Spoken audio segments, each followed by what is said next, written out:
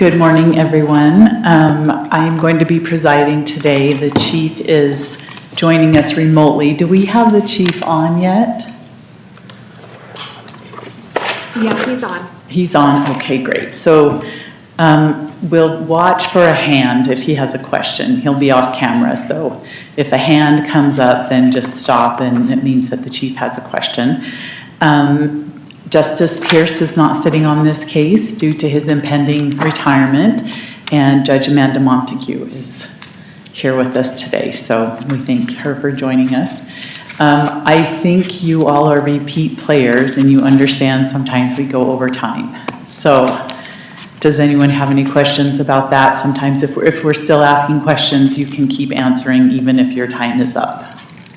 All right, can I have the appearances of the parties, please? Emily Adams and Anna Grigsby for the appellant father. Thank you. John Peterson, Assistant Attorney General for the state of Utah. Heath Hackett with the Office of the Guardian Ad Litem. All right, thank you so much, and we can get started.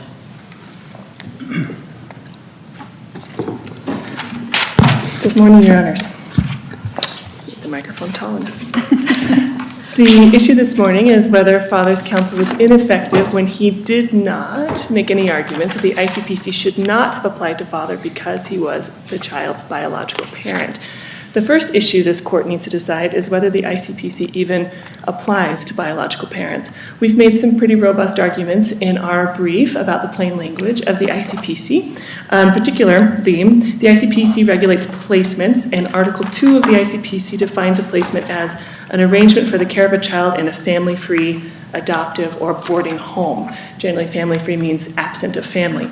Also, in Article 3, that's what regulates the conditions for placement. And Article 3 says the conditions, they prohibit a sending state from sending any child for placement in foster care or as a preliminary to possible adoption. Foster care and a preliminary to foster adoption contemplate non-parental placements. Very clearly, parents do not have to adopt their children. And in Utah, we've defined the term foster care, and we've cited that in our brief. And foster care is a temporary provision of family-based care for a foster child by a foster parent. And a foster parent is defined as a substitute parent that has to be licensed.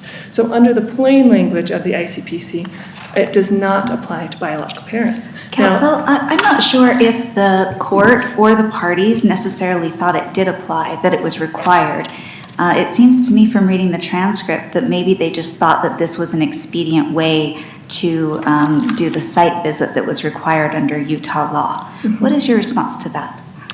So it was the fact is they expedited ICPCs from the very beginning, and I believe it was in January of 2024 where counsel said, well, it looks like ICPCs may or may not apply, but we generally use ICPCs in this circumstance.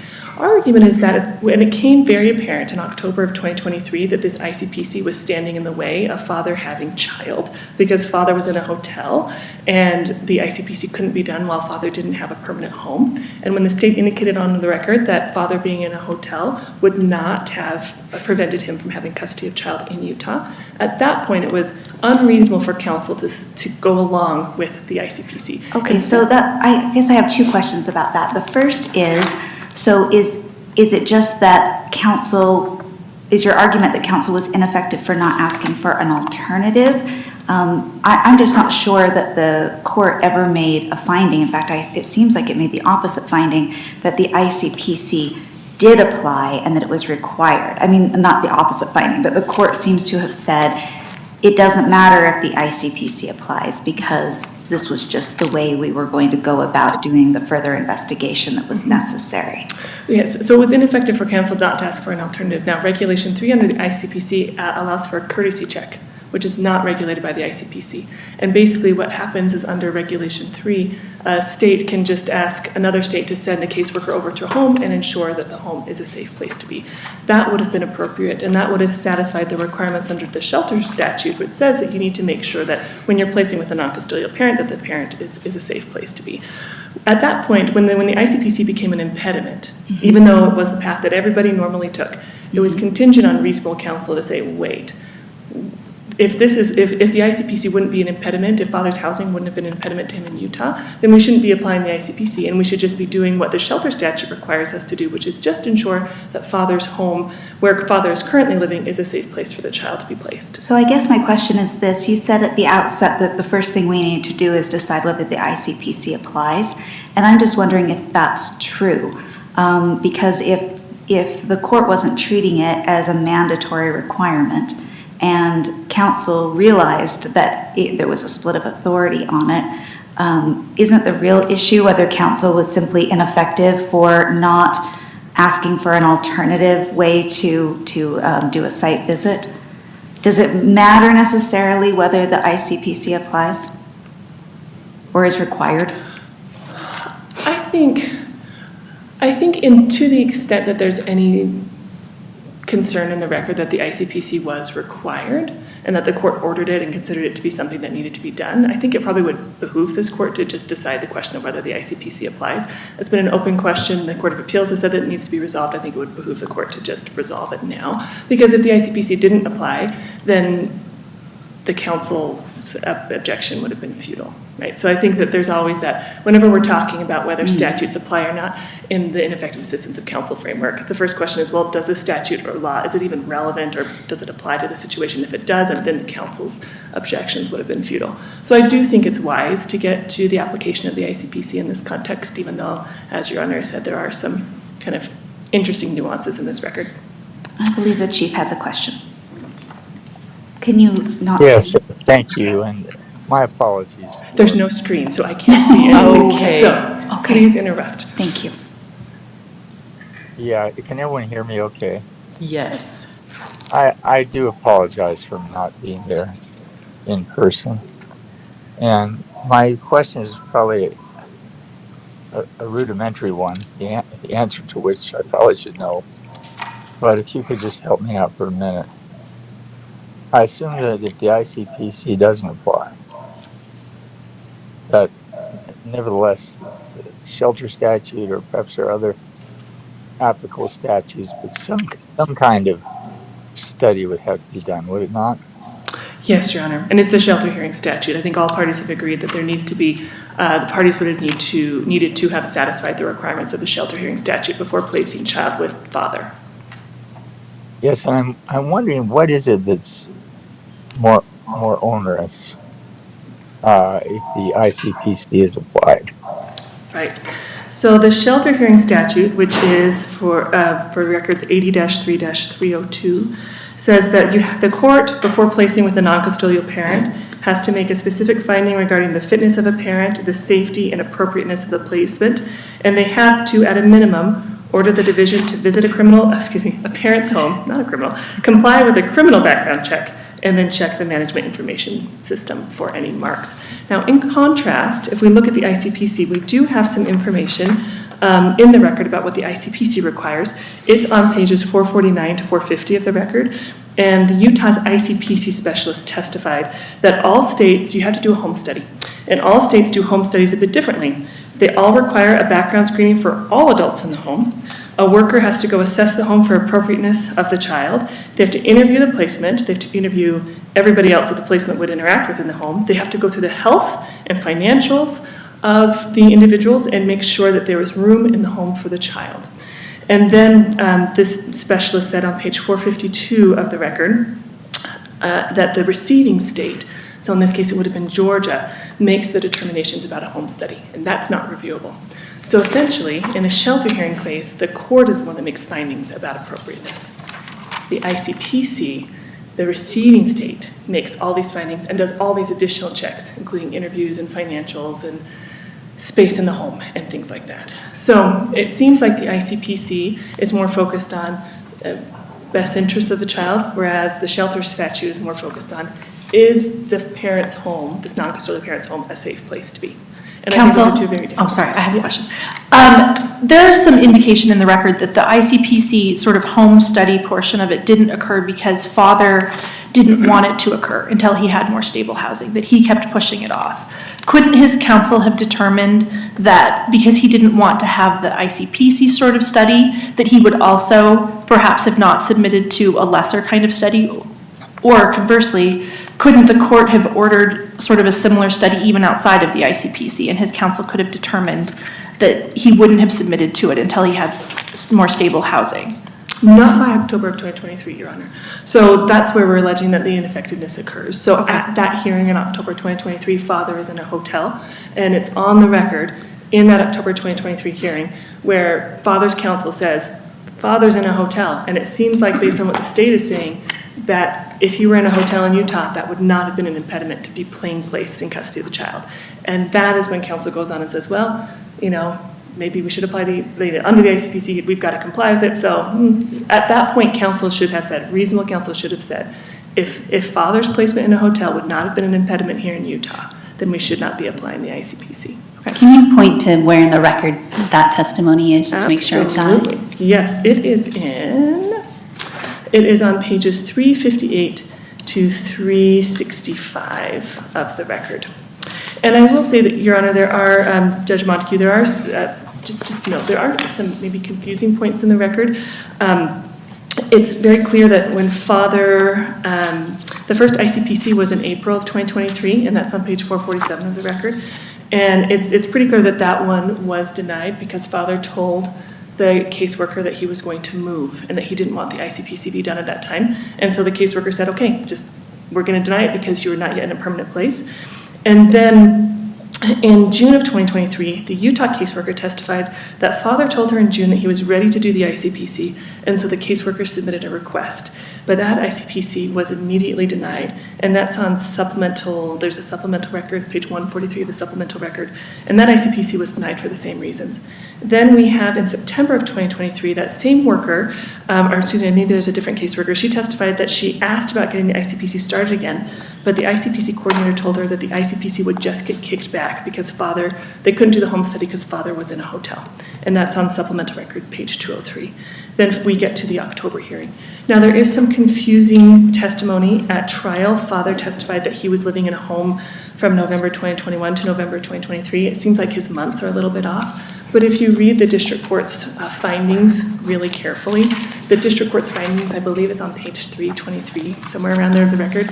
The father gets another date wrong somewhere else. He says that something happened, but he was clearly incarcerated. So it seems like father might just not be incredibly great with dates, but I think we can rely on the contemporaneous evidence we have of what happened in that October 2023 hearing.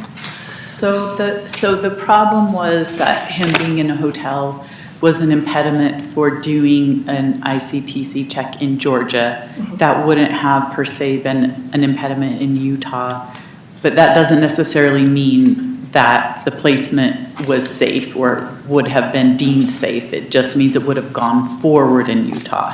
Is that right?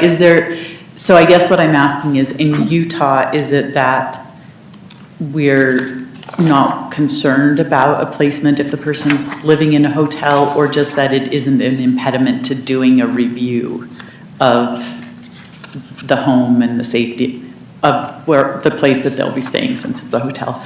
Right. I believe it's do you understand what I'm? Right. I think it's just not an impediment, Your Honor. And to be sure, under the shelter statute, you have to do a criminal background check and check through the Management Information Center system to make sure that the parent doesn't have any other abuse or neglect things. And there's nothing in the petitions that indicate that father has any criminal history or has any notation in the Management Information System. You're going to have to, go ahead. Oh, sorry. Go ahead. You'd still would need to make sure that the placement was safe, though, or living with the father was safe under these circumstances, right? Yes. And whether it's in a hotel or not, that would be the independent question that they'd need to answer. Yes. Okay. Yes. So we don't know if in Utah, even if living in a hotel were not an impediment of even doing the check, we don't know that it would have been deemed a good place or a safe place for the child to be. Well, I think we actually do some evidence in the record that's helpful. On supplemental page 161 of the record, the main caseworker testified. They said there was a question, during the time you were on the case, in your experience, what were the main barriers for his success at reunification? And this is what she said. I felt it was the ICPC. If we would have had the ICPC, then I think it could be determined that child could go live with him or not at that point. He was engaged with the visitation, things like that. But I think that the ICPC delay, that definitely made a difference for him. All the evidence on the record was that father was engaging in visitation. He did a domestic violence assessment, came back with no recommendations. He did the parenting classes he needed. He was completely compliant in the best way that he could. He came and he visited the child twice in person, and those visits went well. The court even made a finding that father loved the child. So I think that we actually have some good indication on the record that father would have been a safe placement. She had lived with him for the first 6 months of her life, and then he was, of course, incarcerated because mother alleged domestic violence. I'll note that the court, in the court's findings, the court goes and it's a very interesting order. The court doesn't actually make findings about whether the domestic violence occurred. The court just merely recites everybody's testimony without saying what actually happened or what didn't. So there's no finding in this record that dad actually did commit domestic violence. He was then in ICE incarceration for quite a while, but he now has a 5-year work visa or whatever the term is to be here in the United States.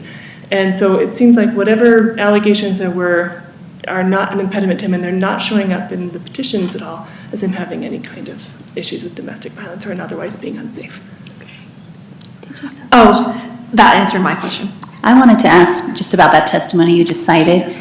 Who was that you were citing from? The caseworker, it was on page 161 of the record. Could you look Okay. that from? I will let you. I guess the question I have, though, is of course she didn't examine the housing, right? No. Whatever it was, whether it was a hotel or not. I mean, she references the ICPC, but she still doesn't know what that housing looked like that he was in, correct? No. And so we just don't have anything in this record, do we, to suggest that had whatever he was living in would have satisfied any kind of independent review. Is that fair? Other than the fact that we have the statements in the October hearing that if he had been in a hotel in Utah, it wouldn't have been a problem. Well, the hotel itself, but right, I think it's what Justice Peterson was getting at before, is that just because a hotel might have been satisfactory, it doesn't mean all hotels or all living situations would be satisfactory, right? Right, so we don't have any direct evidence on the record because there was no request from counsel to go send somebody over there and look at the hotel to do a courtesy check or to have somebody do something other than the ICPC. Right, and I guess that's part of my concern, though, is don't we have to speculate now that maybe counsel knew that what he was living in wasn't satisfactory, and so asking for something else might not have been helpful. Do you know what I mean? I mean, we just don't know what it would have proven to anyone, because we just have no idea what those circumstances were like. Well, Your Honor, I don't think we can speculate to that. In the October 2023 hearing, it's very clear that the counsel does not mention at all that the hotel is inappropriate or that he has any concerns with housing. All counsel says is, it looks like we can't do the ICPC because he's in a hotel. I guess my point is, I'm not sure counsel would volunteer that to the court, right? Mm-hmm. I just am saying that we don't know why counsel may not have suggested a different route. We don't know what would have happened if a different route had been selected and someone had gone and traveled to Georgia and looked around to see where he was living. We just don't have any information about that. He didn't testify about that. Nothing's in the record that gives us any assurance that things would have turned out differently. I think we do have some assurance that things would have turned out differently, Your Honor, because we do have father engaging in services. We do have father talking about his home in the record on pages, during his testimony, which is like in the 400s in the supplemental record, and talking about why he didn't want ICPC why he didn't want Georgia to look at that home, because he was living, there was an older lady in the home and he thought that maybe it wasn't, he wanted to be in his own place. There isn't any testimony that I can remember about the specifics of the hotel, but then when we get to January and then we get to shortly before trial, father has a lease of a house. And we've also alleged in our opening brief that at that point, like the court said it wouldn't do an ICPC at that point, it held off. And counsel should have asked for something to be done. We have a lease, we have an address, it's in the record. So you're right, Your Honor, we don't have counsel getting up and saying, these are the reasons why I didn't ask for an ICPC. But very clear, counsel was aware of the problem, could have done something, chose not to, and under this record, it was completely ineffective because the reason that father's rights were terminated was because father didn't have an ICPC. When you look at the best interest findings in the order, there really are, all of the terrible findings are really about mother, and the best interest findings say that father doesn't have a relationship with child, and one reason that happened was because of the lack of the ICPC. That's the whole best interest analysis, is because of this lack of ICPC. But there's also a finding of abandonment, isn't there? Yep. And that's not really dependent on the ICPC, was it? So it's not incredibly clear from the order because the court puts all of its statements about grounds at the very end without connecting them to any facts. And notably, at the very beginning of the case, father was adjudicated for abandonment when he wasn't even aware that the case was going on. And then when he was aware of the case and he intervened, the court reconsidered its adjudication and said, well, father didn't know where mother had gone, and so he can't be held liable for abandonment.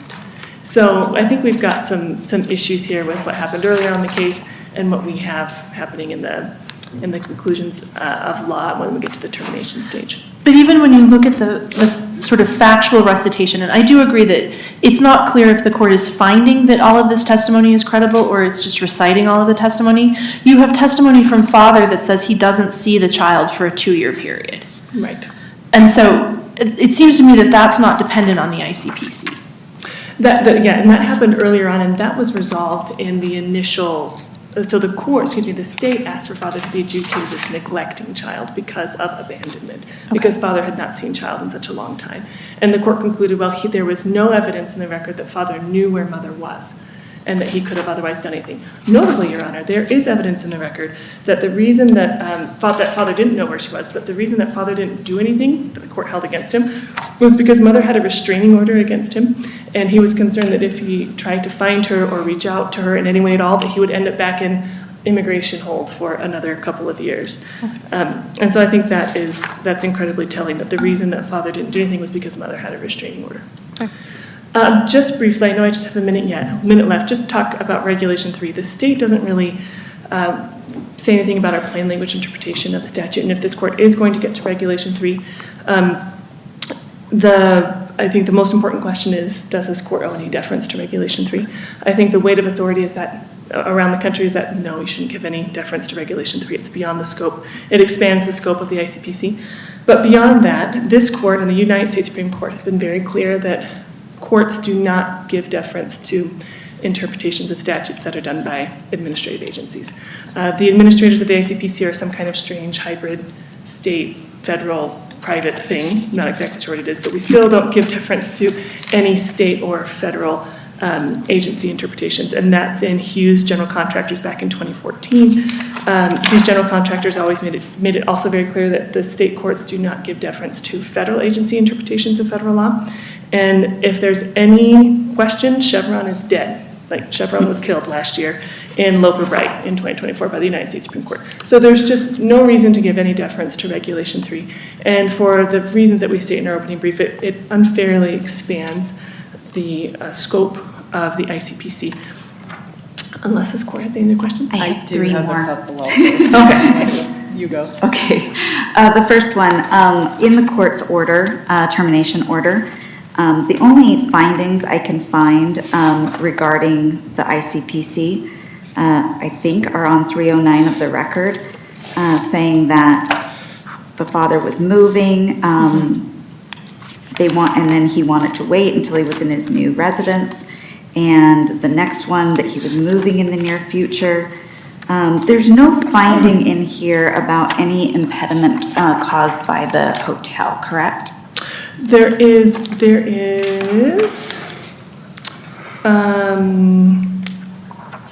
yes, so that, you're right. There's no finding about the hotel specifically.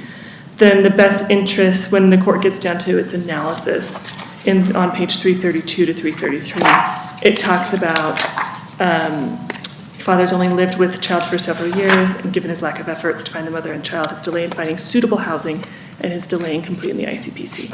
So all the information from the hotel about the hotel issue comes from that October 2023 hearing, where we're alleging counsel was ineffective for not asking for a less drastic, asking for a different option rather than the ICPC.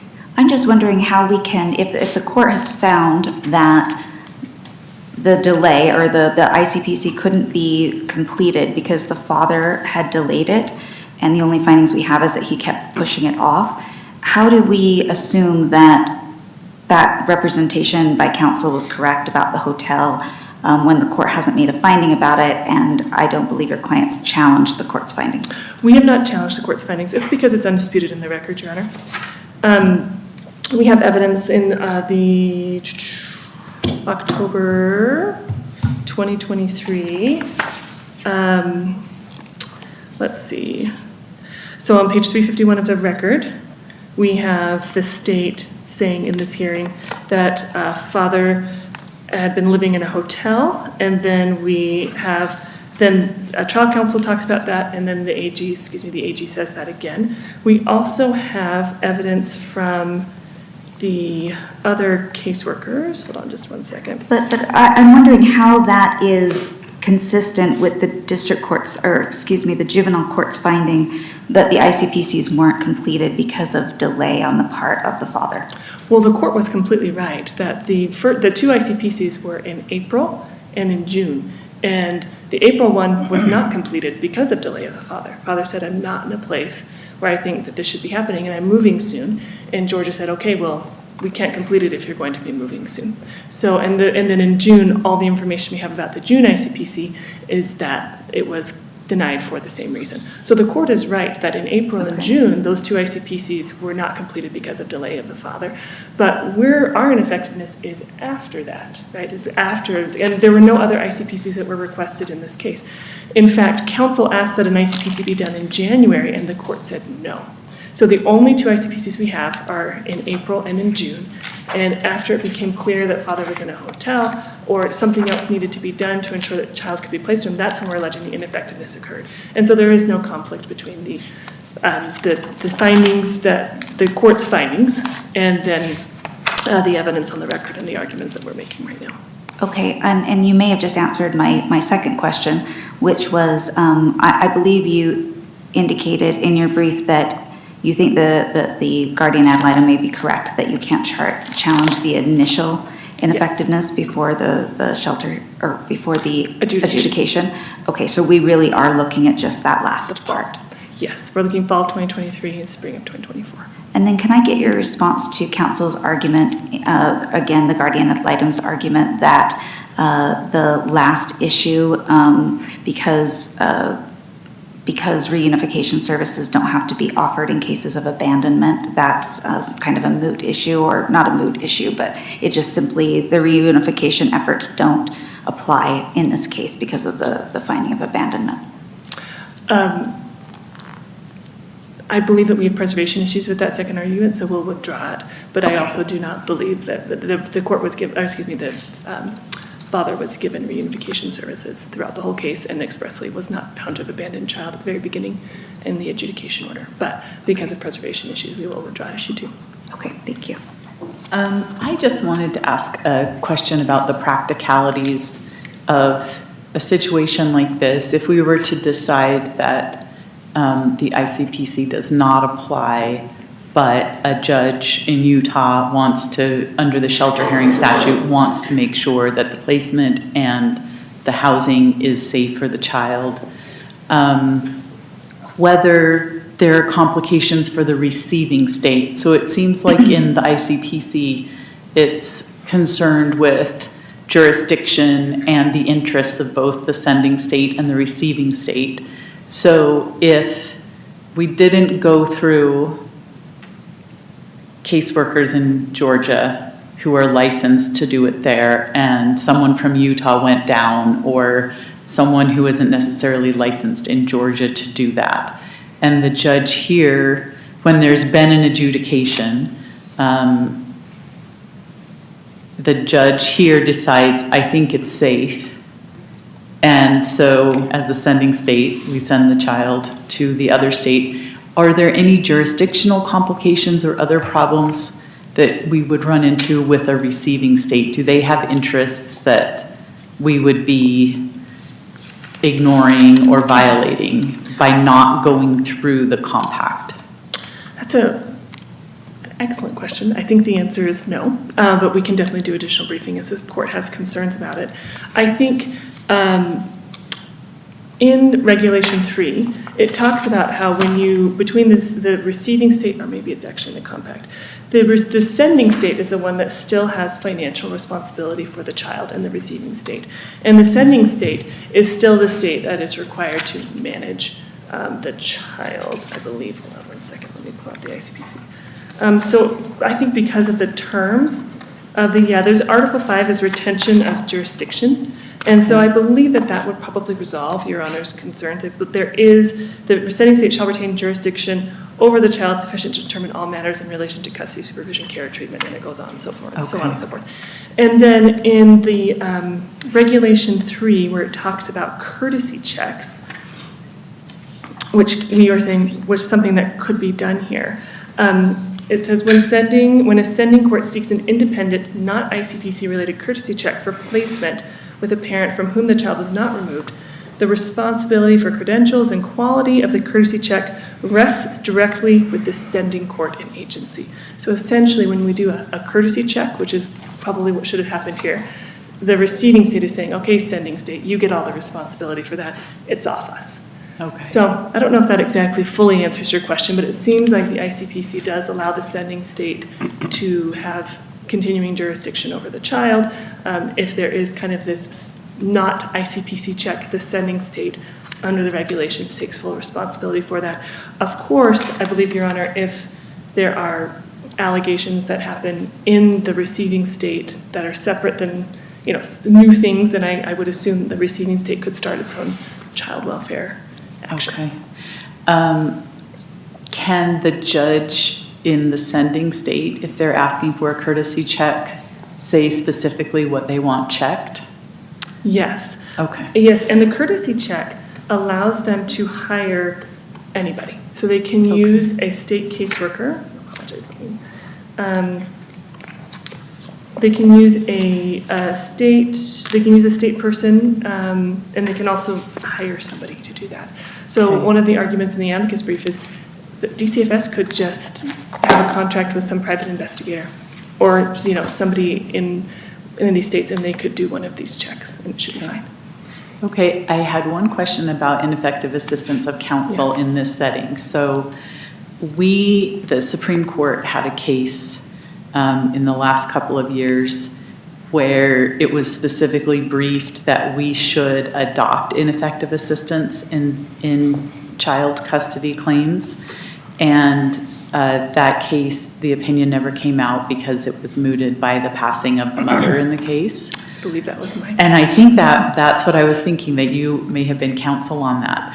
And this was briefed to the Court of Appeals, so that issue didn't come up. But I'm wondering, I don't think we've resolved that question in any questions in the interim. Should we specifically take that up in this case? Because we haven't really ruled on it one way or the other. So if your court I think Your Honor is thinking of plain error. So if you and I are thinking of the same case, my case was a plain error case. Oh, and was it mooted plain by her error? death. It was not Yes. ineffective assistance? It was not Okay. ineffective assistance of counsel. And I'm currently not aware of any cases where the state is challenging that ineffective assistance of counsel should not apply in child welfare cases. Have we ever specifically addressed whether it's available? That's a great question. I know that it has showed up in multiple Court of Appeals cases. Now parents have a statutory right to effective assistance of counsel. That's why I'm here representing the defendant. So I think there's a statutory right. But that's certainly something that we can look into. I guess one question I have in the ineffective assistance setting in cases involving children, there's a difference between these and criminal cases where in a criminal case, the defendant's rights we guard them jealously, right? And so if the defendant's rights have been violated or if there was a prejudicial error caused by deprivation of their Sixth Amendment right to effective counsel, those interests of the defendant in having a constitutionally error-free trial are paramount. In this setting where there's already been an adjudication of the parent and we're at termination, the children's best interests are paramount. And the statute does say that the children have an interest, a child has an interest in being with their natural parent. So I'm wondering, because of the different setting, do we apply ineffective assistance at all differently? So if it's a criminal defendant, it's like, oh, there was an error, a prejudice. But when we need to think about the best interest of the child, how should that factor in as we're looking at an ineffective assistance claim in this setting? So in this specific case, I don't believe you need to look at best interest at all. I think that would be something where you would reverse and remand and send to the juvenile court to figure that out. Because generally best interest is considered, we have to look at the child in the placement today. Like, how are they doing right now? What is their best interest right now? And I think we have a particular problem in this case where the effects of not doing the ICPC has essentially damaged the relationship between father and child. And this appeal has been going on for quite some time. So I think that we cited a case, the Montana case in BH, that said that rewound the case to the point, to a specific point in the case. And I think that would be the most appropriate thing here. I think it's an interesting question if we look at best interest and how ineffective assistance applies to the best interest scenario. Notably, parents have very strong fundamental rights to the care and custody and control of their children. And there is a statute that says that courts are required to use the least restrictive means when a parent has not been found unfit. And here, father was never found unfit until the very, very end. It was a dependency finding the whole time, except for that first minute at the very beginning when father wasn't around, because he didn't know the child had been taken into custody. So I think it was dependency, and then in the end, it was abandonment. Abandonment, unfitness, there were 4 grounds, I believe. But not till the termination order. Not until the termination, right. So if we did, as you suggest, and unwind it, we wouldn't be considering at all whether it's in the child's best interest to unwind it. It would just be whether there was an error, or what would that look like? Right. I think when we have an error like this that infects the entire proceeding, I think that we have to unwind it and send it back to the juvenile court to take evidence on what to do next. I don't think the court needs to be considering the child's best interest, because at this point, the court actually doesn't have any information about child's best interest. It's been, 2 years since the trial? So we don't know how child is doing. We also don't know how the court made findings that child loves father, that the visitation between child and father went incredibly well.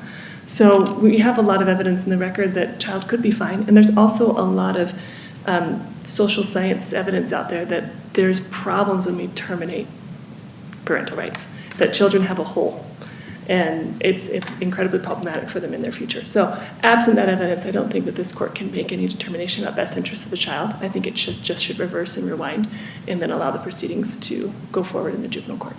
But in making the prejudice determination, is this part, right, because that's still part of the analysis, right? For ineffective assistance? So I think it depends on how granular you are. So our ineffective assistance of counsel claim is back in October of 2023 and in January of 2024. Counsel should have asked for something different than the ICPC. And I think the prejudice inquiry at that point is there a reasonable likelihood that there would have been a different result in that child would have been placed with father? Okay, so in that sense, we would be taking in best interest and trying to look at holistically what we think the result at the end of that termination trial would have been if father had presented with adequate housing. Is that? I don't know if best interest, now that I'm thinking about it, you reverse everything I just said. I think it really depends on where the ineffectiveness occurs, right? So if the ineffectiveness occurs right here in the middle of the case before best interest is even considered, because best interest is not a consideration when you are under the shelter hearing statute. It's not. It's just, is the parent safe? Is this a non-custodial parent? Is the parent safe? Does the parent have any criminal issues? And the court, if the parent satisfies those things, the court sends the child to the non-custodial parent, because we have all of these fundamental parental rights that we're trying to protect. So if the ineffectiveness occurs there, I think our prejudice is different than if the ineffectiveness occurs at the termination trial. Okay, so maybe then we would say, was it reasonably likely that had ICPC been removed from the equation, there would have been a survey done or study done? We think he would have satisfied that. We think then the child would have been placed with him, at least temporarily, while the rest of the adjudication went on. And then we rely on this testimony from this, I think we have the evidence here. That I cited, the supplemental record 161, where the caseworker said, I think that this whole case would have gone differently had the ICPC gone through. Okay, can I ask you another just record question? Yes. So he did testify at trial that he'd stayed in the hotel in November of 23. Is that what you were saying earlier, that his months might be a little off? Yes, Your Honor. And okay, and why do we think that? Like, what's the evidence of that? It's the contemporaneous evidence from the October 2023 Okay, but they hearing. mentioned a hotel at that point? Yes. Okay. And everybody agrees that he's in a hotel. Everybody agrees that this is what's blocking Okay, them. and then the second question, when he does testify about that, he says it was just for a couple of weeks. And so I guess my question is, if someone's in a hotel for just a couple of weeks, would that satisfy a survey? Like, or a study, a home study? I mean, or does someone need to show they have some stability, even if it's in a hotel, but that there's some kind of ongoing stability in their housing situation? I was just trying to figure out how that works. So a home study is not what the shelter statute requires. Okay, so Right. whatever the, so I guess I'm using the Yes. wrong terms. Yeah, so the home study is what we need for the ICPC, and I think under Georgia, that would not satisfy Georgia. But the shelter statute just says, shall at a minimum order the division to visit the parent's home. Full stop. Okay, so That's if it. someone's living in a hotel for a week, if someone goes to visit as long, and they have no plans of staying there for another month, would that satisfy a juvenile court who's trying to figure out where this child is going to be housed? Right, so I think that if we have a very transient person, but here we have evidence that father was living in a hotel and then he was applying for apartments, he was trying to find housing. So I think it really depends on the circumstance, depends on the parents. If they're working, if they have family support, here we have evidence that father was working, he did have family support. He was paying $3,000 a month for this hotel, so it's not like he was lacking financial abilities to find housing. He said that he was an immigrant and, that it was hard to find housing with his work history and with his immigration status. So, Your Honor, I guess the best answer I have is I think it's possible that in some circumstances, if you're only in a hotel for a week, that wouldn't satisfy the juvenile court's concerns that you have that you would be an appropriate placement. But here we have father staying for a couple of weeks. We have him applying for apartments. We have him having a stable job. Okay, but what if it hadn't? Go ahead. Finish. What if it hadn't been a hotel? What if he just said, I'm in an apartment, but I'm moving in 2 weeks? I mean, that's basically what happened at the beginning, right? Yeah. That's still, I mean, they still wouldn't have gone and visited, right? Because it was, his home situation was just about to change. So did it really matter that he was in a hotel? Well, according to what we see at the October 2023 hearing, the hotel really did matter. That Georgia refused to do the ICPC because he was in a hotel. Okay, but if he moved in 2 weeks, why wasn't it incumbent upon him to contact the DCFS office and say, okay, I've moved, I'm ready? So he did do that, according to the testimony, he did do that in June. And that's why the caseworker. I mean, asked after him to go. he moved out of the hotel in October or November, wherever it was. So at the next hearing in January 2024, I believe he does do that, right? Okay. And then, shortly before trial, he has a lease, and, in January 2024, his counsel says, his housing is more stable now, let's do an expedited ICPC. okay. The court says, no, we're going to Okay, wait. got it. And then he has a lease shortly before trial in May, in April. And when he talks about the Hunter Road home, what's that, do you know? Because it seems like when he moved out of the hotel, I'm not sure when he got there, but it sounds like from the testimony, he was in that for a period of time up until right before trial, or, Right, and I think that's just a place that he had rented Was until he- he was finding another place, but I can double check that, Your Honor. okay, it's probably in here somewhere, thanks. When you were talking to Justice Pullman about how we assess prejudice, and, the question here is probably if his counsel had asked for an alternative, if it's reasonably likely that there would have been a home visit, it would have been satisfactory. At that point, can you tell me what happens? As long as it was satisfactory and he passed the background check and the other things required by the shelter hearing, would the case end as to father at that point? Would the child just be placed in his custody, or would it continue? I believe it would not end because he still had a dependency finding. Okay. So I think it would still, I think the child would have been placed in his custody, and then I think there probably would have been some checks to ensure that child was safe and doing well, and then the case, and then, I guess it all depends, because mother's case was going on the same track at the same time. So I think the case would have been open as to mother and to father for a while. And had a termination petition been filed at that point? So, what point? If counsel had objected in October, let's assume between October and January that a successful study could have been done. Was this already headed to trial at that point? No, so termination petition was filed in December. Okay, so presumably if the child had been placed and things had been going well, that DCFS may not have filed a a termination petition. Exactly, and Okay. the child was removed in August of 2022, and so they had already received extensions for reunification services. So I think everybody was on board with father Okay. getting child. They had extended the reunification services a couple of times. The holdup was ICPC. And then what happens, I'm always trying to get a better understanding of how these cases work. I assume there would have had to be some hearing where the juvenile court would have terminated its jurisdiction over the child, right? Yes, and it would have to have resolved mother's petition, Okay, because they filed a petition to terminate mother and father's parental rights. So there would have needed to be some kind of like permanent custody and guardianship to dad, I see.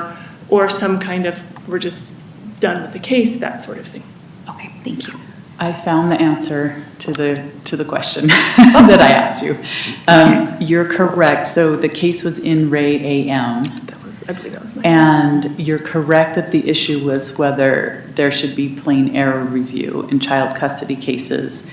Although in researching it on the ineffective assistance of counsel issue, the parties argued that, just argued it under ineffective assistance.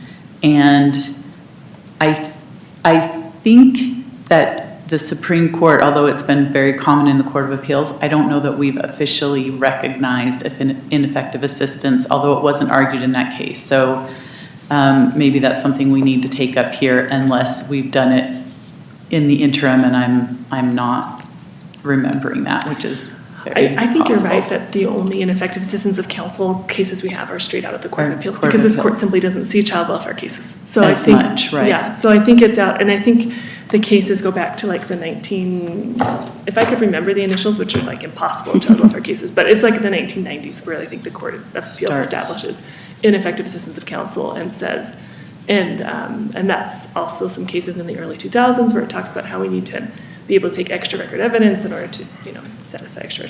I think that Okay. it's well established in the Court of Appeals, but I don't believe there's been a Supreme Court case out there on it. Okay, thank you. Can I ask one more factual question? I apologize, but I was just looking at the Hunter Road. So it sounds like, according to his testimony at trial, that after the hotel for a couple of weeks, from November of 23 to May 1st of 24, he was staying at the Hunter Road home, which he said was with his mother and a nurse named Denise. And then when asked whether or not he thought that was an appropriate home, he said no. And he says, I want to be in an appropriate home, which are family-only members in the household. So I guess I'm just wondering if he didn't think that was an appropriate home, was it really IAC for counsel in October of 23 to insist on some other kind of review for him? I need to go back and review the transcript myself, Your Honor, but I think it was an effective assistance of counsel because at that point the ICPCs were, I think that he had been told in the fall, throughout the summer and the fall, that the ICPC was not going to work. And so he was trying to find a home, but he'd been told that there just simply wasn't going to be an ICPC. So I think it was ineffective for counsel to not raise claims about the ICPC. I think had counsel raised it, I think there could have been a lot of things that could have happened on father's side to ensure that his home was appropriate. I think father also maybe had some misunderstandings about whether or not the home was appropriate. I think there's absolutely no bar to having, a home can be appropriate even if there's a non-family member living in there. So I don't think it was ineffective, Your Honor. Okay, thank you. Thanks.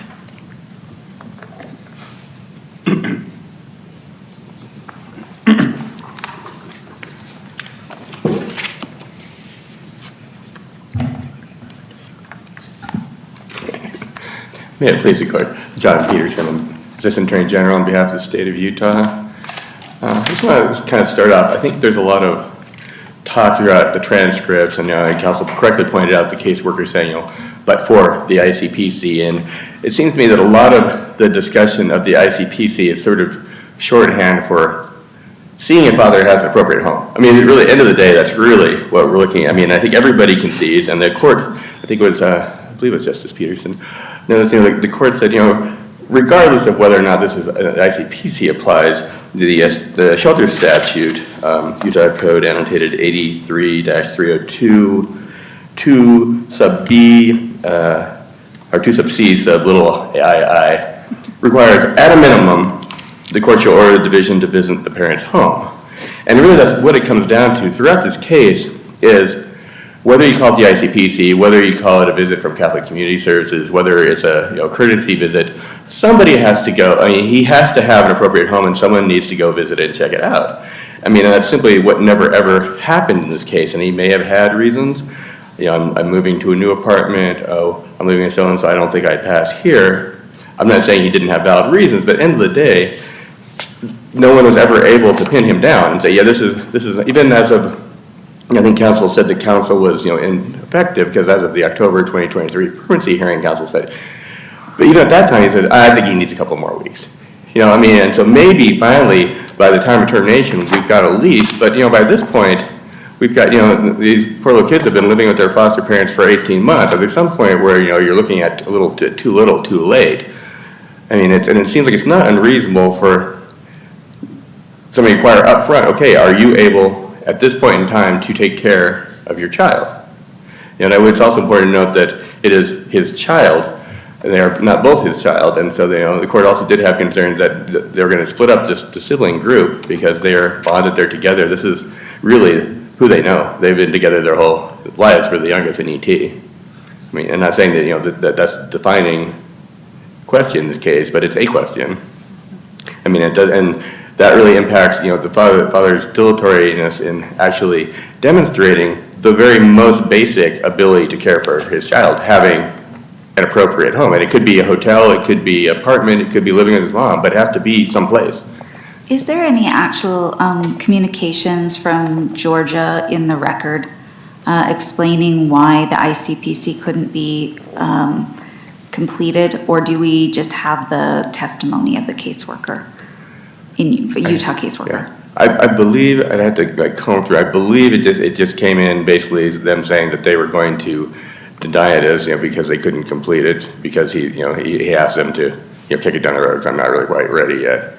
And I'm not 100% sure. I'd be happy to, if we could review that and, file some supplemental authority if necessary. I'm just looking at the transcript of the October 25th hearing in the supplemental record, page 80.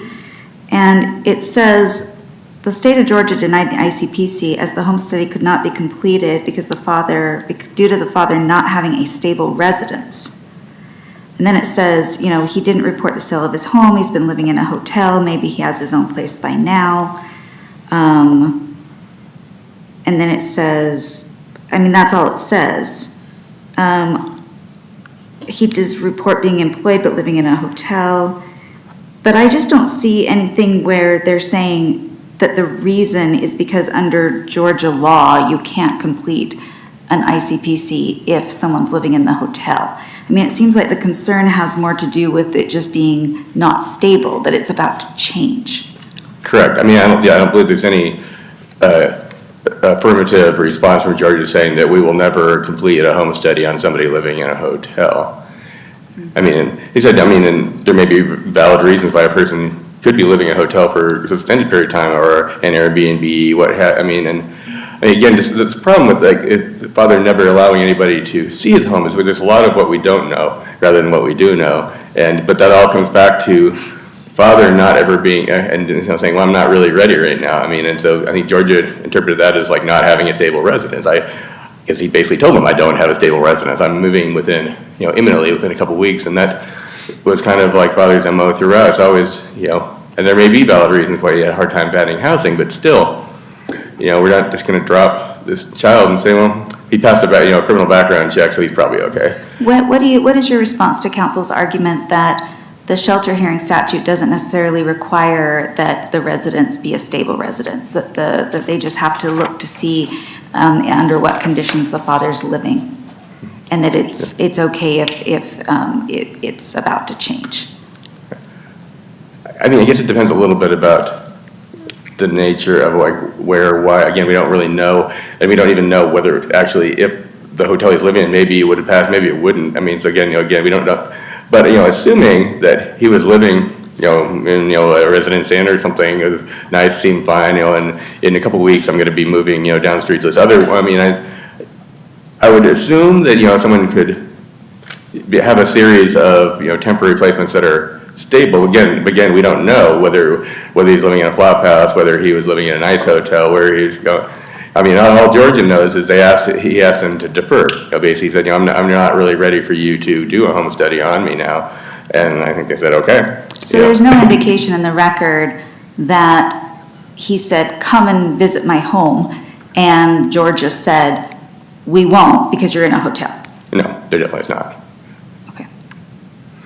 Yeah, and I note the ICPC, they're dual purposes. I think, obviously the most primary purpose is, assuming the children aren't placed in dangerous or unsuitable places, but also, it's also designed to prevent, states from dropping their problems on our state's lap. Like, oh, man, we ran a background check, he seemed fine, we gave the kid a plane ticket, and now he's gone, your problem. And that's not the most important aspect of the ICP, but it is important. And there is a provision in the ICPC for criminal penalties undermining, liability, different kinds of I think it's Section 5. But, there's a reason why we have, because we are, Republic of States, and there is, some individual states have their own degree of sovereignty over their affairs, and the ICPC was the solution to make sure that, that interstate placements are being done appropriately and adequately. And again, the most basic requirement, though, is that someone actually has a home. You don't want to send the kid down, he passed a background check, he's living in his car, but it's a clean car. You have to be able to at least go and say this is his home, and it's fine, And that's simply what never really happened, in this case. And can I just ask a quick question? And the reason that's the case, is because he had been adjudicated, right? Normally, I was a little confused about this in the shelter statute. I guess I would have assumed, if I were a lay person, that if there is a parent who hasn't been, there hasn't been any kind of custody determination, right? They just aren't, the child's just not living with them. That if that parent wanted to assume responsibility for the child, that parent would simply have the right to do so. Is that just a confused view of how this works, or is it the fact that the father had been adjudicated, well, first abandonment, but then dependent, that this was all necessary? No, you're correct. The shelter statute sets up things you should do, and imminently. At the time a child is removed, start looking around. Are there relatives? Are there parents? And it gives you some protocol. But let's say that this is a different case. Let's say that after the shelter hearing, the father showed up. He's a dentist down in Florida. He's got a 50,000 square foot house. He comes in, he wants his child. We have no allegations. We have nothing. We could put in a petition to allege abuse, neglect, dependency. The only reason he doesn't have custody of his child is, say, mother's been on the run with the child and he has no idea where they've been for the last 5 years. Right. But he, despite some diligent efforts to track them down, and they've been hiding out. And under that kind of scenario, I think absolutely we probably do a modicum of background checks, some quick thing. But that still is required. The site visit's still required. Even if the parents are still married, there's been no custody determinations by a family court, nothing. It's still required if the child has been taken into DCFS custody. Is that really the triggering thing? Is because now DCFS is responsible for the child and they have to give the child over to someone? Is that why this happens? Yeah, that's correct. under the shelter statute, section 302, it does say, at a minimum, background checks, home visit. Given someone with a stable home and resources, I see no reason why some sort of a home study site visit would not be readily achieved. And again, an unadjudicated parent, has a constitutional right to custody and control of their child, and the state can't interfere with that. It's the adjudication of abuse, neglect, or dependency that gives the state the right to interfere with the parent's right, constitutional right to care, custody, and control over their child. But I apologize, and I really do appreciate the opportunity to talk to counsel who understands how all of this works so that I can learn more about it, and this really is just for my education, but wouldn't requiring a background check and requiring a site visit, wouldn't that be some interference in the parental rights? So that's what I'm trying to figure out, is what gives the state the right to do that with an unadjudicated parent? Because isn't that parent presumed fit? Yeah, I mean, the state does have its own, parents patriae interest in like the safety and security of, a citizen or the people found within the state of Utah.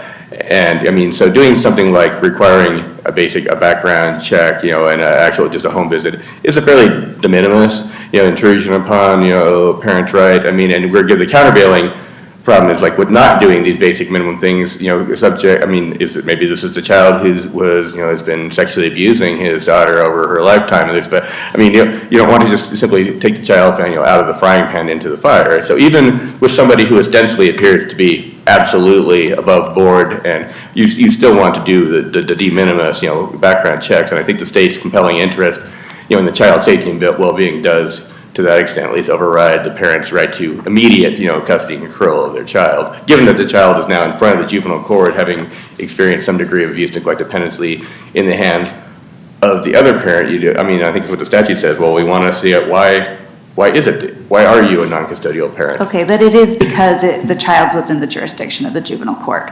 Yeah. I mean, if she had just gone into the hospital, if she had just been hospitalized for depression, and the father had come and picked up the child, and DCFS had never been involved and all of that, the father could have done that.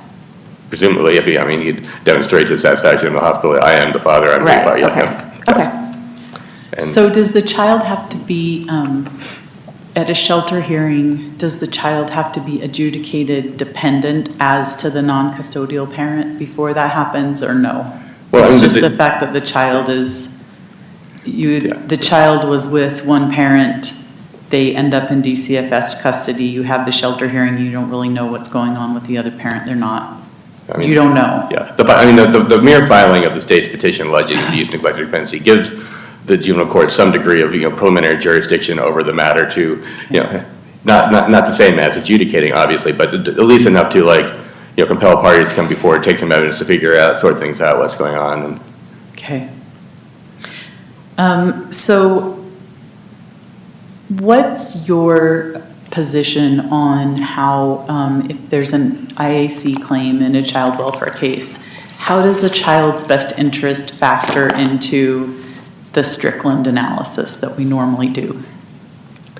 I think your instincts are, I know it's been fleshed out exactly, and I apologize, I was trying to remind whether or not we actually had a case from this court about the applicability of IAC, to child welfare, and it seems to me there's at least some of those adoption, divorce, custody kind of cases, but there's definitely a long line of court of appeals cases, and essentially it's tied back to you have a right to counsel, you have a right to that means nothing, that right is illusory if it's not effective counsel. Right, and it makes sense that we would have IAC claims since there is a right to counsel. I just don't know what to do with the child's best interest because the analysis developed in the criminal context, and so we have Strickland, which doesn't account for that additional layer in a child welfare case. So, and I guess it, to some extent, probably depends on the nature of the claims of IAC.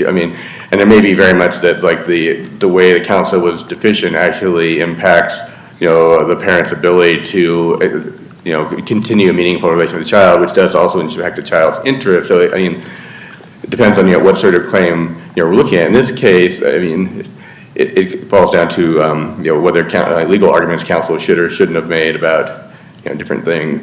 But this court has looked at some of the, for instance, like a search and seizure law, exclusion of evidence. In the AR case, this court has found that there are different balancing tests between a criminal case and the child's need for safety and security kind of trumps the idea that we're just going to punish the state for intruding upon the parent's rights, because the child's rights still are always out there. And they always, But do you agree that here where they're saying that the alleged prejudice, that if we get to the prejudice prong, that the alleged prejudice would be whether it's reasonably likely that the house would have been, the home would have been inspected and it would have been satisfactory and the court would have placed the child with the father. And at that point, best interest doesn't come into play, right? And I think that best interest always comes into play. Because again, is placement in the best interest, is always, the question. Given an unfit, unadjudicated father, then, that analysis goes one way. Given an adjudicated father who wasn't there when the child, who was missing and who's been incarcerated, who has, has had very little contact with the child, that these calculuses change depending on underlying facts. In this case, the kind of just general flakiness about, being available, being able to care for a child is kind of permeated the child's entire life. And it came to a head in these proceedings where, do you even have a place to live? Can we see your home? Is it okay? So so are you saying that the reason why best interest would come into play is because the child had been adjudicated as to father? Oh, yeah, once the court adjudicates it, then the court has full jurisdiction over that child, and and all, placement decisions at the end of the day have to take into account the child's best interest, including placement as between parents or the one parent. There's always a best interest analysis, and it depends again on but there's just so much we don't know. I'm just looking at section 302 2C. It says the juvenile court must make a specific finding regarding the fitness, safety, and appropriateness of the placement. And I just don't see anything about the child's best interests at this point.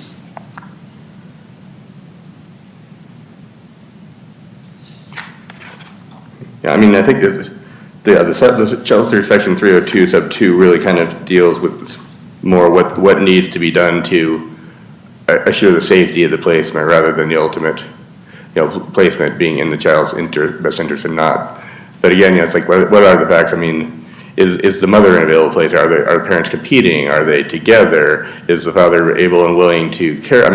At some point, the child's best interest has to come into there. Okay, so are you saying that what the prejudice analysis is whether the child would have ultimately, whether the father would have ultimately obtained permanent custody of the child, or is the prejudice inquiry, as counsel suggests, simply whether the child would have been placed with him at this point? You look at it either way. The fact whether or not but for counsel's deficient performance, the child wasn't temporarily placed. Did that impact the father's case? Potentially. Again, had he shown up at 3 months and said, yeah, okay, we did a background check, you're living in a hotel, but it's nice, it looks good, we're going to, the state of Georgia has approved you as a placement, we're going to send the child down. Would the case have gone differently? It could have. It maybe likely would have, but maybe he would have later imploded in the state of Georgia. Again, things we don't know because things weren't done, because we never even got to the point of can we see your house? Can we look and see if this is a place we'd want to be able to place a child? It's one of the reasons I think Strickland prejudice is so tricky in this context, right? Because ordinarily you're looking at a trial and you're saying, all right, if this decision had been made pre-trial, how would that have impacted the trial and therefore the result? When we're dealing with these children, when you're finding these errors that maybe occurred earlier in the proceeding, then facts get developed after the errors, right? And so it's really tricky to kind of just take what we ordinarily do in a Strickland case and import it into these cases, because facts will develop differently, whether better or worse, right? But that's just it. We have no idea. How are we supposed to go back without completely speculating about, maybe she would have been placed with father, but maybe that would have blown up for this reason, or maybe it would have been perfect. How do we know? And I'm not sure what to do with that. I think, counsel's analogy to how far do we unwind, this ball of string that we ran back is a good analogy.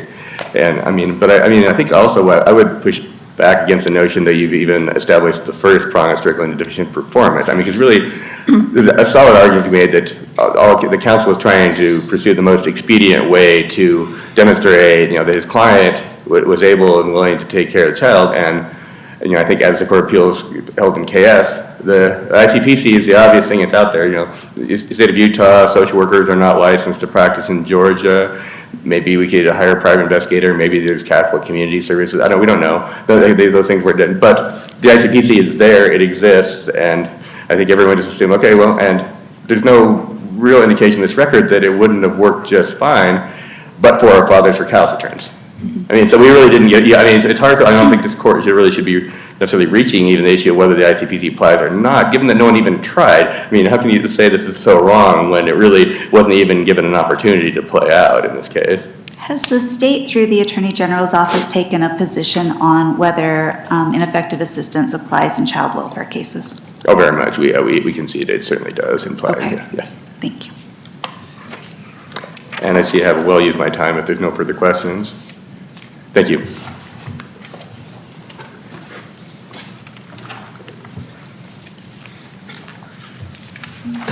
May it please the court, Heath Ackey on behalf of the minor child.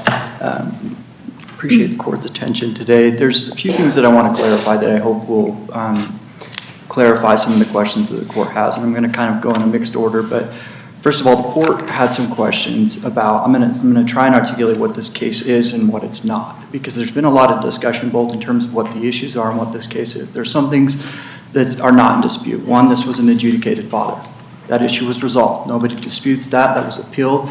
They didn't appeal that finding. So the constitutional arguments in terms of the least restrictive means, the constitutional rights of a parent, and so forth, the statutes are very clear that once you have a parent that's been adjudicated unfit, that takes a back seat.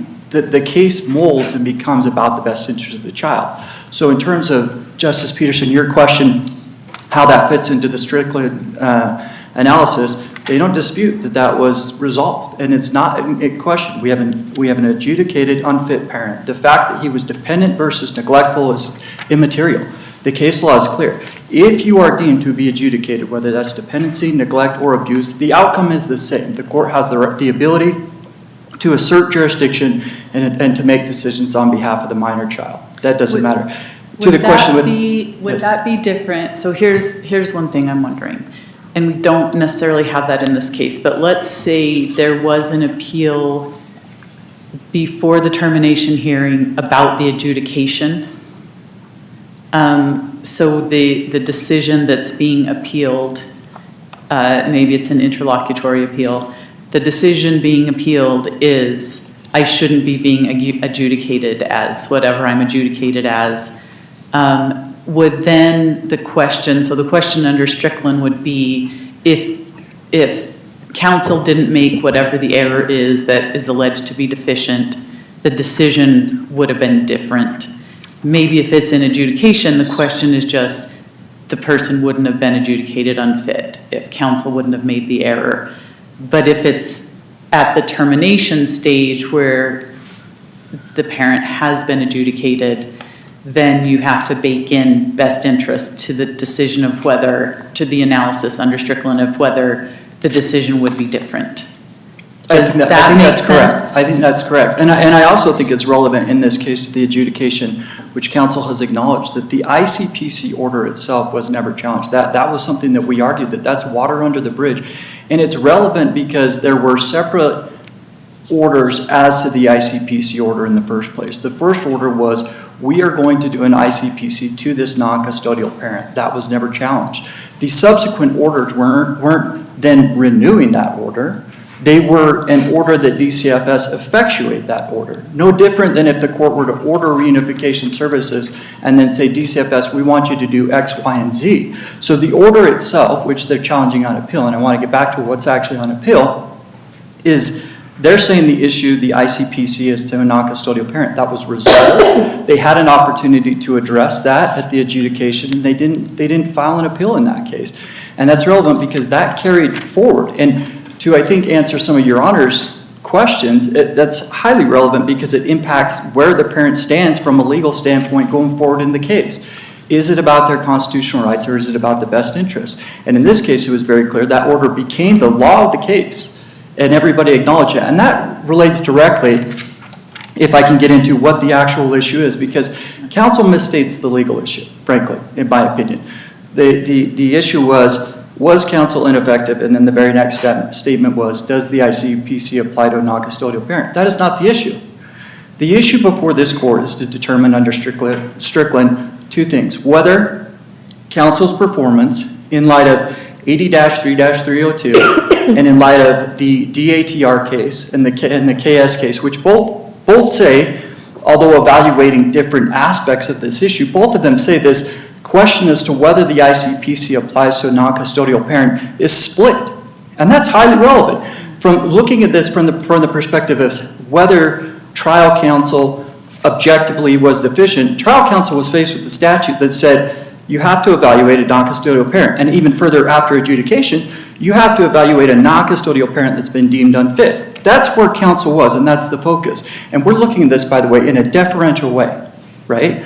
So under those circumstances, with a deferential viewpoint, was counsel objectively deficient in light of that statute that's now become the law of the case, and the case law that's split? And the fact of the matter is, to me, it is not a persuasive argument to say in that context that counsel was objectively deficient in the face of split authority, in the face of a statute that says it has to be done, and then with a client that hasn't been performing cooperatively. To come in the 11th hour and say that was wrong, we would have done it differently, that's not the legal standard.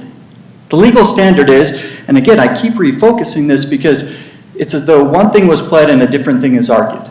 This case is simple. It's narrow. This case is, did they perform objectively deficient? In light of 80-3-302, in light of the case law, it's very clear. This has already been resolved at the appellate level. Those two cases make it very clear. I believe it was DATR that said, and I may get them mixed up. I read them again this morning. But they both dealt with this issue of whether or not the ICPC applies to a non-custodial parent. And they said, well, this issue was never reserved in the first case. And it's not reserved in this case. And in the second case, I think it was plain error. They said, we cannot say that the court didn't see this under a plain error standpoint because the authority split. We can't second guess the judge because the authority split. How is that different in the context of determining whether it's objectively deficient? And again, you only need to fail one of those prongs. And that's where trial counsel was in this case. And it's not an issue of how we would have done things in December. The question is, that's what trial counsel in a deferential way was faced with in this case. I agree with you that the issue here is not whether the ICPC applies. That it's whether counsel in either October or January should have asked for an alternative if the ICPC wasn't working. I guess my only question is, should counsel have, can you respond to the suggestion that there was evidence in the record that it could not be completed because he was living in a hotel, and once counsel learned that counsel should have asked for an alternative? My response to that is under Strickland, it's a deferential. I can't put my place in that position except to say that counsel did what he did because he'd interacted with this client and knew the case. And from a deferential standpoint, I'm not in a position to second guess what counsel decided to do at that point. It was the law of the case. He had the case law. I suspect the case law was available to counsel and he acted upon that. And so I don't know what I would have done, but that's not the legal standard. And I don't know if this was the October or the January, but at some point, right, the defense counsel says, I understand that there's a split on whether these are required. Oh, here it is. It's January. It says alternatively, in the alternative, we could get a background check and then the division could fly out and see my client. However, ICPC is the main process we go about that, so I believe that's appropriate. Doesn't that tell us that counsel actually did think about the alternatives and made a decision to stick with ICPC? I think that's correct. And I think that in that late of the game, counsel is recognizing that the authority split, and that's the tool that the court typically uses. And it is. The ICPC is the tool that the court typically uses in these cases to look at whether or not a state parent is effective. One of the question was raised is the court bound by that? Absolutely not. This is just like any other assessment, a psychological assessment. The court could get an ICPC report back and say, I don't buy it, I don't see a safety issue. Counsel, one of the other things that I wanted to correct is the effect of a failed ICPC, because I think there was a statement that if an ICPC is failed, and I can't remember exactly what it was, that there was no impact on the receiving state. That's actually not true. I'm happy to supplement this. I was trying to find it in my authorities. But if the purpose of the ICPC is so that a receiving state can see what the needs of the family are so that we're not just sending kids to another state to be dependent on that state. In essence, that's a big part of the ICPC. So if the sending state doesn't comply with the process for the ICPC and just doesn't reach out, the receiving state, when they go to apply for state resources, just can say, we're not going to do it. So the ICPC is important for that reason, because it's not just that you can fail and there's no consequence. That's the compact between the states. Can I ask a quick question? When you say the ICPC failed, does that just mean it didn't happen, or that the person failed the check? Either. It could be both. Okay. It could be both. And that, by the way, doesn't necessarily mean that the court can't still place. There's just risk involved. And the same holds true that if they pass, it doesn't mean that the court is required to place. Because I think that was another statement that Justice Peterson, I think you may have asked, that is the court bound by that? And I think counsel made the statement that the receiving state makes the call. It's still a best interest determination. So if the receiving state gets a report back and they say, hey, everything is good, and I'll apply it to this case, everything is fantastic in the state of Georgia or wherever it is, we think this is a green light, we think it's safe. Then it comes back to the judge in this case. The judge could still, which is not challenged, is the other point that I want to make, and I can't remember which one of you had raised this, and I apologize for that. But the court still found abandonment, and that's not challenged. So the court could get a perfectly acceptable ICPC back from another state that everything looks good, but have other concerns from a best interest standpoint, like dad just doesn't have a relationship with the child. So the receiving state is not the arbiter of what's happened with the child either. What if it's the other way around, that the receiving state says, no, this is not a great situation, but the sending state judge says, no, I think it's good. I'm still sending this child. What impact does that have in the receiving state? So, and can you comment on, so counsel said that the sending state can still retain jurisdiction. I'm assuming it's over the case and maybe I'm not sure. So what's the significance of the receiving state saying green light, red light, and if the sending state goes against it and sends a child into a situation that was a red light, what are the practical consequences of that? I don't pretend to be an expert on that, but I think that from a practical standpoint, I think that there's some risk that they could be denied state benefits down the road, because that's the compact of the interstate compact. And what does that part of the compact say? It could be state subsidies for housing or anything along those lines. This is probably the one that I would think, and we've seen it with in cases even with relatives where they don't pass, that there is some inherent risk there that they could be denied those services. I don't know that it would happen in this case, but Can a Utah court even do that, or would that violate the compact? well, this court cannot transfer it without violating the compact. I think that's what the statute reads. Yes. Can you help me just understand how this works at the shelter hearing? Although, may I yes, expand on please. that? Because I think it goes back to, although it's not relevant in this case, there was some question if you had a parent that came in, like at a shelter, that was perfectly fit, surgeon in another state, had a great relationship, and that was implicated at the shelter hearing, which is not this case, because I want to distinguish both what this case is and what we're arguing. But in that case, I would argue that the court never should have jurisdiction in the first place because the child's not neglected. So that parent would come in and oppose the shelter because they would say, I'm a perfectly fit, capable parent, and would oppose adjudication because they would say, again, even though parent A may have performed poorly, I'm parent B, who's an excellent parent. And so the court has no basis for jurisdiction because this child is neither neglected, because you can't say neglect because I'm a capable parent, and nor is this child dependent because I'm here. Even if one parent neglected the child's not neglected because I'm here, willing, able, capable. But to get to the point on the ICPC, as that relates, jurisdiction would terminate, right? We wouldn't have the ICPC because the court, as the sending state, is not transferring custody.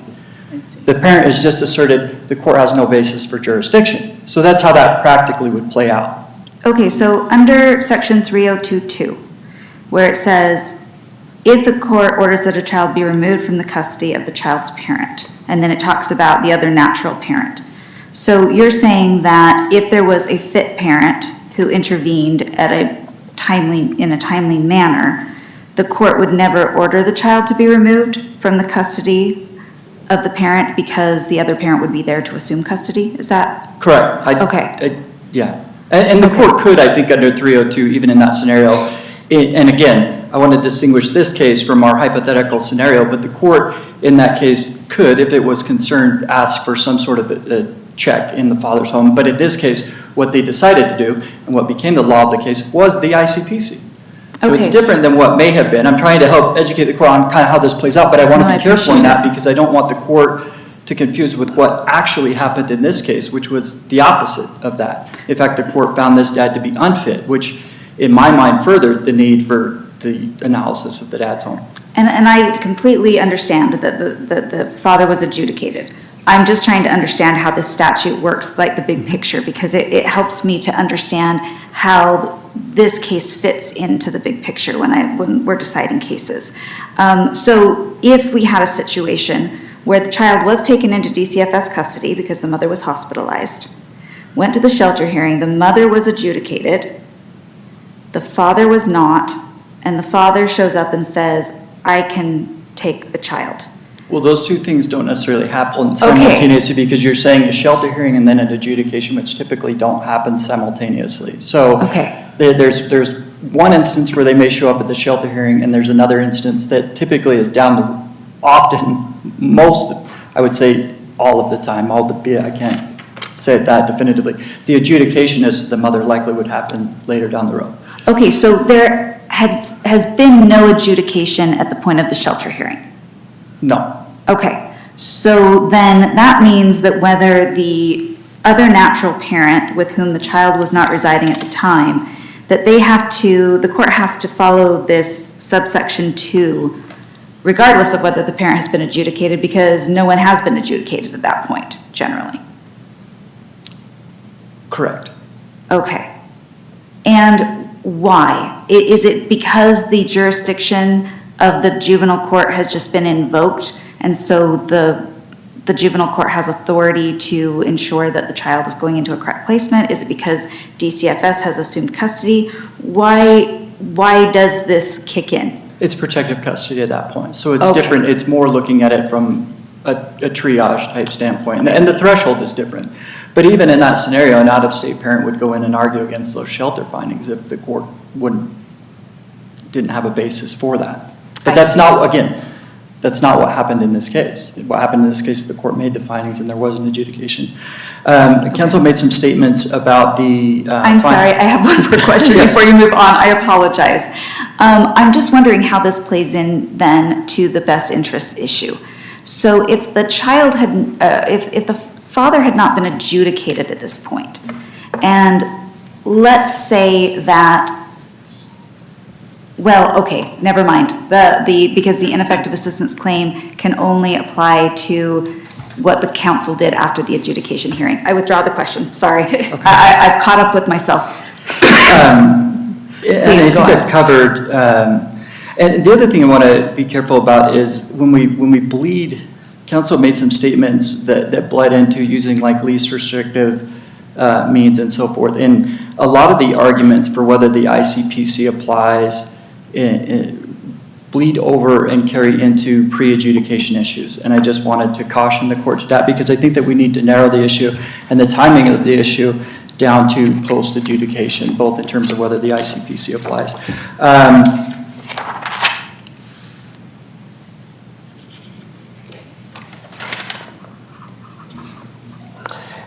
The other thing is that the council had indicated, and it sounds to me today that we're conceding the issue on reasonable efforts, so I'm not going to touch on that. And I think the only other thing I wanted to talk about,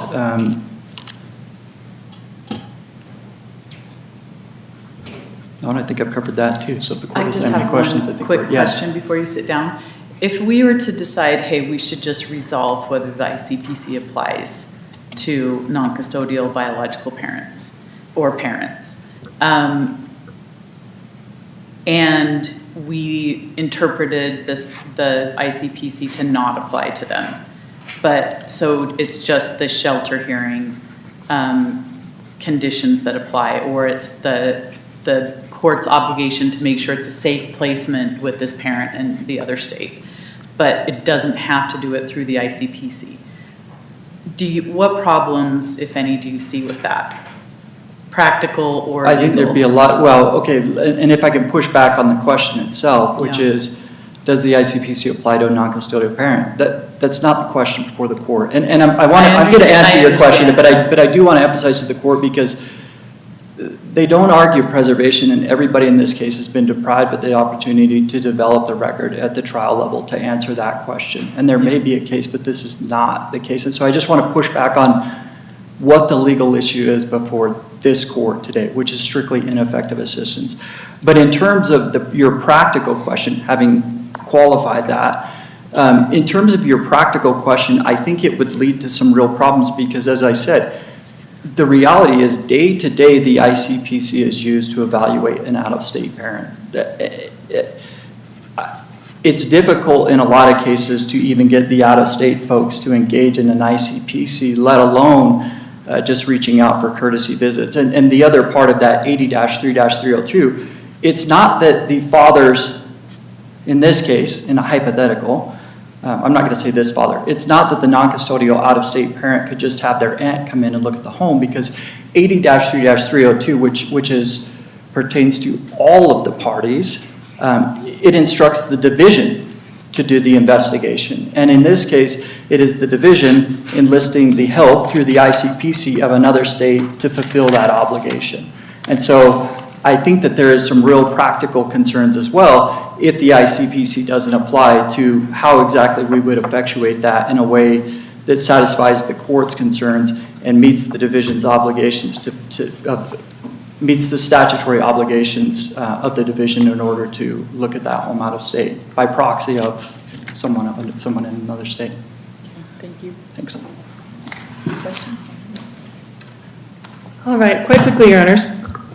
Father is not unfit. He was adjudicated as dependent from the very beginning. Certainly, at the termination hearing, there were some findings of unfitness, but he was adjudicated as dependent, which means the child was in the state's custody through no fault of the parent. So it's just untrue to say that he was an unfit parent throughout the pendency of this case. Justice Hagan, you mentioned asked if we had any evidence about the decision, and it's exhibit number 9. From the state exhibit number 9, and supplement 202 to 03, and then of course all the evidence at the October 2023 hearing about the hotel. Father also testifies in that hearing about what that ICPC, that first ICPC looked like. It's on page 365 of the record. He says, the ICPC was never done because it could not be done, because even though I have housing and even though they wanted to do it, they just told me until you get housing, we can come see. That's why they may be denied in their system, because they never came to me. They never spoke to me except for the phone for about 5 minutes, and I told them about my situation. So this is not a case like the state is saying where Father is refusing people to come over to his house. The evidence we have on the record is that he had a phone call with the ICPC folks in Georgia, and when he informed them about his situation, they said, well, we can't do anything until you are in a more permanent placement. So that's problematic. But was he clear about what time period he was talking about there? So he was talking about the first ICPC in May of 2023. And then he testifies later on that he never knew that they never called him for that second ICPC in June of 2023. One question about, can you respond to counsel's argument that when we're talking about ICPC in this case, it was really, does he have a stable place where he's staying that they can even go look at?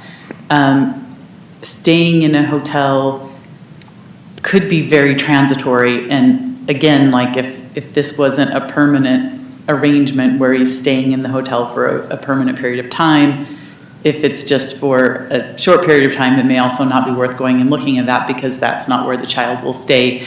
Was that more the nature of what was going on, or was he staying for a long period of time at the hotel? So what we know from the record is that he was in the hotel for at least several weeks.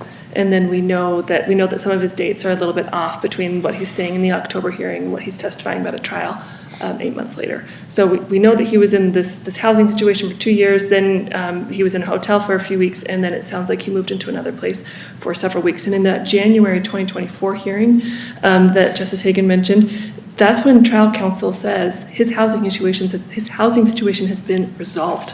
That's on supplement 7, and asks for an expedited ICPC and says it might have been unstable before now, but it's resolved. He's in a stable place. And this is especially where trial counsel is ineffective, because trial counsel says, well, the ICPC seems to be standing in the way, but we normally do ICPC, so we should just do the ICPC. Right? And at that point, that was when counsel was reasonably deficient. So the answer to your question is that I think there was some instability, but each state gets to make its own rules, and I think that's very clear from the record. Georgia has different rules than Utah does.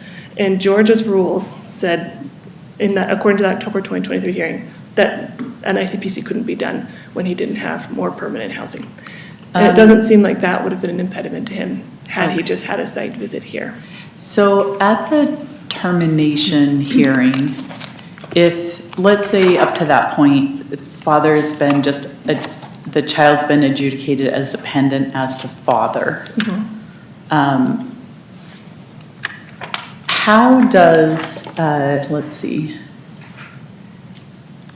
how does that impact, is that adjudication any different than any other adjudication? Like, generally, if the parent is adjudicated as unfit or having neglected the child, then the child's best interests become paramount to the parents. Is that any different if the child is adjudicated as dependent? Well, there's three adjudications. You can have dependency, neglect, and abuse.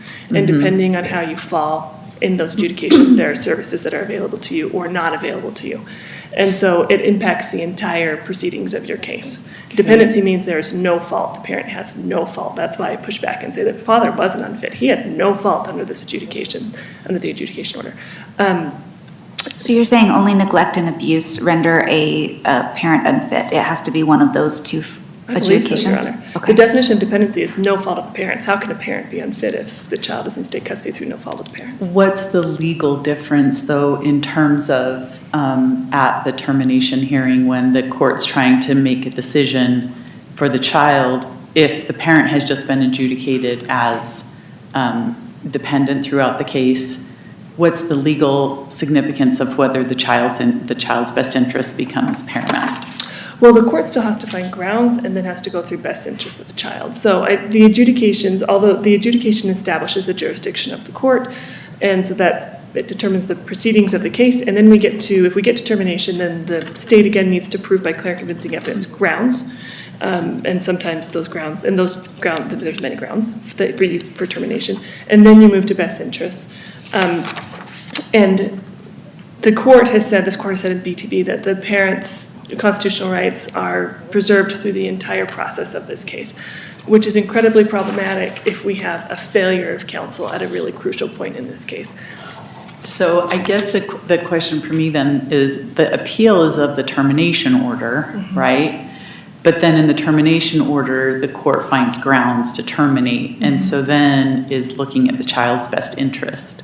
So at that point, even though the father was just adjudicated, the child was adjudicated as dependent as to father throughout, in the order that's being appealed, at that point, grounds were found and the child's best interest became paramount. So anyway, the upshot for me is just whether the child's best interest needs to factor into the IAC analysis.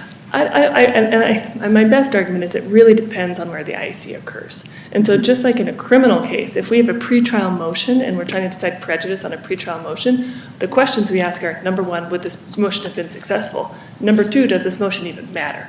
Like, so for example, if I file a motion in a case, try to suppress my client's statements, and the court denies it, and then we get to trial, and there's a video of my guy very clearly stealing Oreos, right, and he's charged with theft, then it does not matter what this original, what the motion said, or what the court's ruling was, because there's video evidence of my guy committing the crime. I think, and Justice Pullman, you were talking about this, I think that this probably goes to your question too. Like here we have, I think when you are looking at ineffective assistance of counsel, State v. Carter was a case a couple years ago from this court that says that you look at the circumstances that are surrounding counsel at the time of counsel's alleged actions or inactions. And in this case, we're looking at October 2023, January of 2024. And in those instances, when we kind of rewind to that point and we look at the universe of facts that was available to counsel, father had not been adjudicated as unfit. He was simply dependent. So I think under an IAC framework, you have to have your foot in both worlds. I think you have to decide,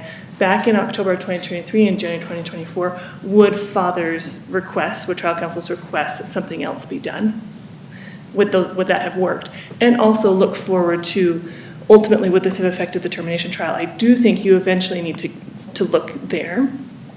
Because, for example, if father had, terrible sexual abuse claims that occurred afterwards, or, something that happened that would have drastically affected this case, I think this court absolutely does need to consider it, just like you would the video in the criminal example. But I think it needs to be very clear about what the prejudice analysis is. It's a reasonable likelihood of a different result.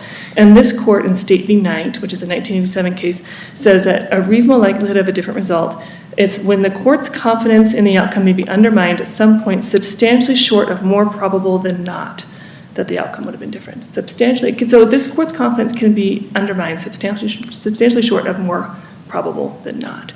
So in this case, because of the evidence that we have on this record, that the hotel was the impediment that was standing in father's way, contrary to the state's assertions, father was not flaky.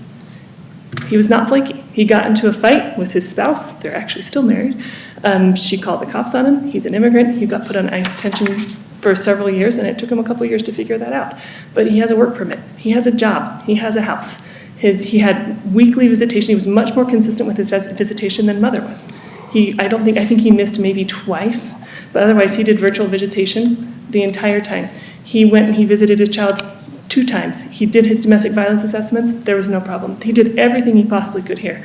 There's a reasonable likelihood of a different result that had trial counsel in October 2023 or January 2024 asked for something other than the ICPC. Can I jump in real quick there? Yes. There's something that only became clear to me in the course of this hearing today, but that was that the father was at this Hunter Road location starting in January 24. And counsel does ask for an expedited ICPC. So help me understand why that's ineffective assistance at that point. It's not about a hotel that's been the alleged impediment. Mm-hmm. It's now he's in a home, which father himself thought wasn't going to be adequate. Mm-hmm. But counsel does ask for that. So tell me why that's ineffective. Because counsel says the only obstacle is an ICPC. The counsel recognizes that the ICPC is holding father back, and at that point he should have said, and the court refused to do the expedited ICPC. Right, but counsel asked for it. He did. So why is that inappropriate to have asked for it? He should have asked for the court to do something else And what besides the ICPC, which is what we've done, like the courtesy check or just Sure. sending somebody to check out the house, anything like that, so that the child could be placed with father under the shelter. And why do you think the court would have likely granted that when it denied the expedited ICPC? Counsel, the GAL argued at length that the ICPC was going to take months, 3 to 6 months. And so if we start the ICPC now, it doesn't make sense when we have a termination trial scheduled in April and May. So if instead counsel had asked for something more abbreviated, such as just a courtesy check, that could have been very quick. I think that could have changed the outcome of the case. Okay. Unless this court has any other questions, yes, this court nurse. All right, thank you, everyone. We will take this under advisement and we will be in